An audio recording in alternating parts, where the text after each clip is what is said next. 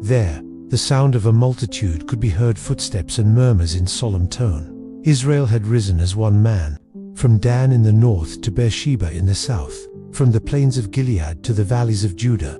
400,000 warriors marched to Mizpah, and there, before the Lord, they united with a single purpose: justice. The chiefs of every tribe were present, countless warriors, ready for battle, steadfast in their resolve. When the tribe of Benjamin learned that Israel had gathered at Mizpah, they understood that the crime committed in Gibeah would not go unpunished. In the assembly at Mizpah, there was a sudden hush, followed by the sound of a man stepping forward. The Levite spoke, his voice broken, trembling with grief. "I came to Gibeah in the land of Benjamin, with my concubine, to rest. But in the darkness of night, men of the city came. They surrounded the house where we lay. They sought my life. Instead, they took hers. They abused her until she died." The air filled with heavy breathing and murmurs of outrage.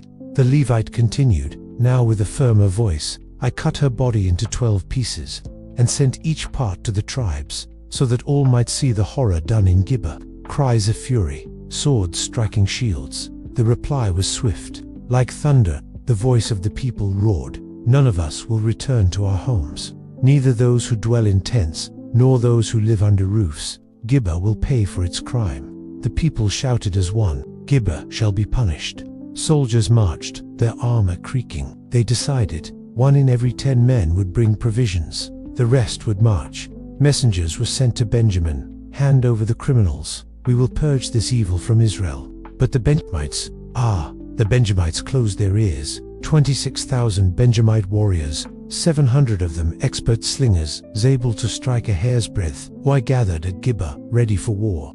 The sound of trumpets and battle cries rose. On the first day defeat, 22,000 Israelites fell. On the second, more blood, 18,000 slain. Israel wept at Bethel, before the ark, fasting and crying out to the Lord, "Shall we return to battle?" God, his voice echoing with authority, replied, "Go. Tomorrow I will deliver them into your hand." There was a rush of movement, whispers of strategy. On the third day, the trap was set. Israel feigned retreat. The Benjamites, confident, gave chase. But as they pursued, smoke rose from Gibeah. The city was in flames. The hidden soldiers had struck, setting it ablaze. Shouts of panic, clashing swords, crackling fire. The Benjamites looked back and saw their ruin. 25,000 fell. 600 fled into the wilderness, to the rock of Rimmon. But Israel did not stop. They burned the cities, sweeping the filth from the land. The wind howled, and then silence reigned after the battle.